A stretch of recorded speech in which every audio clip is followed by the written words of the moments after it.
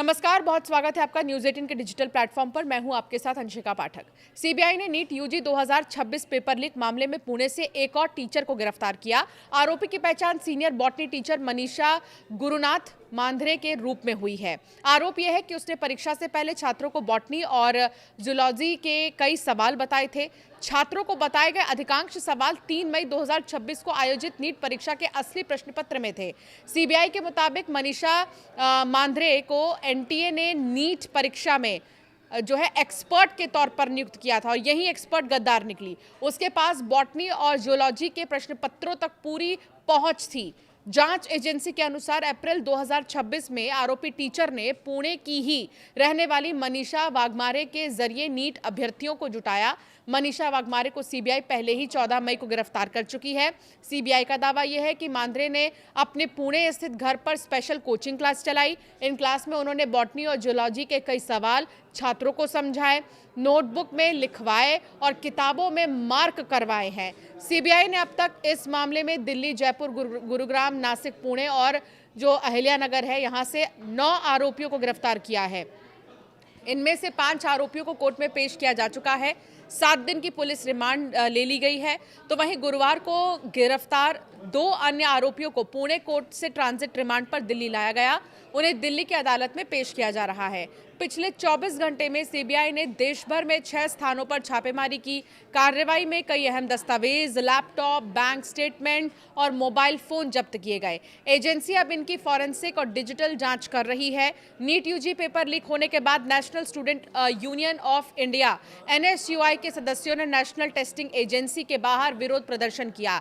NTA पर ban लगाने की मांग कर रहे हैं। हाथों में पोस्टर लिए, बैनर लिए, पार्टी के झंडे लिए यहाँ पर जो है कार्यकर्ता पहुंचे और 3 मूर्ति सर्कल से शिक्षा मंत्री के आवास की ओर विरोध मार्च निकाला, लेकिन पुलिस ने उन्हें रोक दिया।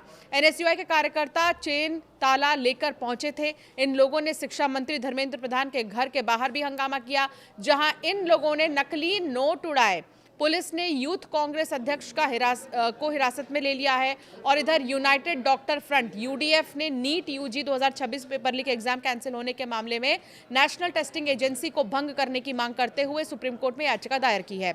एडवोकेट ऑन रिकॉर्ड रितु रेनीवाल और एडवोकेट महेंद्र कुमावत ने याचिका दायर की है। इसमें एक रिट जारी करते हुए केंद्र सरकार को निर्देश देने की मांग की गई है कि वो एनटीए को भंग कर दे।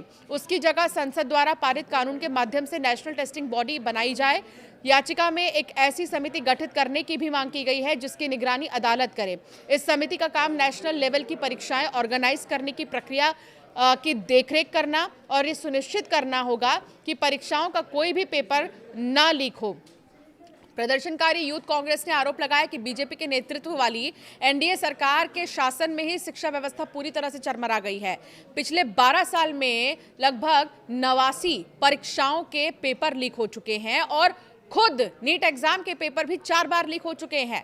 प्रदर्शनकारियों ने कहा कि इससे सिस्टम की विश्वसनीयता पर सवाल खड़े होते हैं। आईवाईसी के एक कार्यकर्ता ने आरोप लगाया है कि बीजेपी ने एक ऐसी भ्रष्ट व्यवस्था बना दी है कि अमीर परिवारों के बच्चों को ही सीटें और नौकरियां मिलेंगी, जबकि गरीब परिवारों के छात्रों को इसका खामियाजा भुगतना पड़ेगा। तो ये वो तमाम आरोप हैं जो लगाए जा रहे हैं। सीबीआई की जांच में ये भी सामने आया है कि नीट 2026 का पेपर 1 मई को ही लीक कर दिया गया था। इसे प्राइवेट माफिया नाम के टेलीग्राम ग्रुप पर डाला गया था। इसका एक वीडियो भी सामने आ चुका है। हालांकि दावा ये नहीं किया जा रहा कि इस वीडियो में कितनी सच्चाई है, क्या है। हम न्यूज़ 18 इस वीडियो को लेकर कोई दावा नहीं कर रहा है।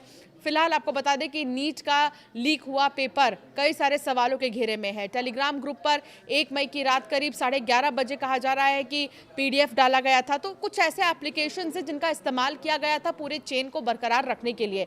इसकी पड़ताल करने के लिए नीट के तमाम जितने भी जुड़े हुए लोग हैं उनसे पूछताछ की जा रही है।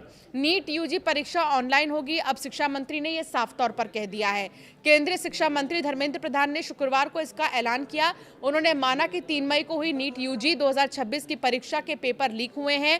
उन्होंने कहा कि हम नहीं चाहते कि कोई गलत कैंडिडेट सिलेक्ट हो जाए, इसलिए हमने बड़ी जिम्मेदारी से परीक्षा रद्द करने का फैसला लिया। अब ये परीक्षा रविवार 21 जून को होगी। 7 मई को गड़बड़ी का पता चला था।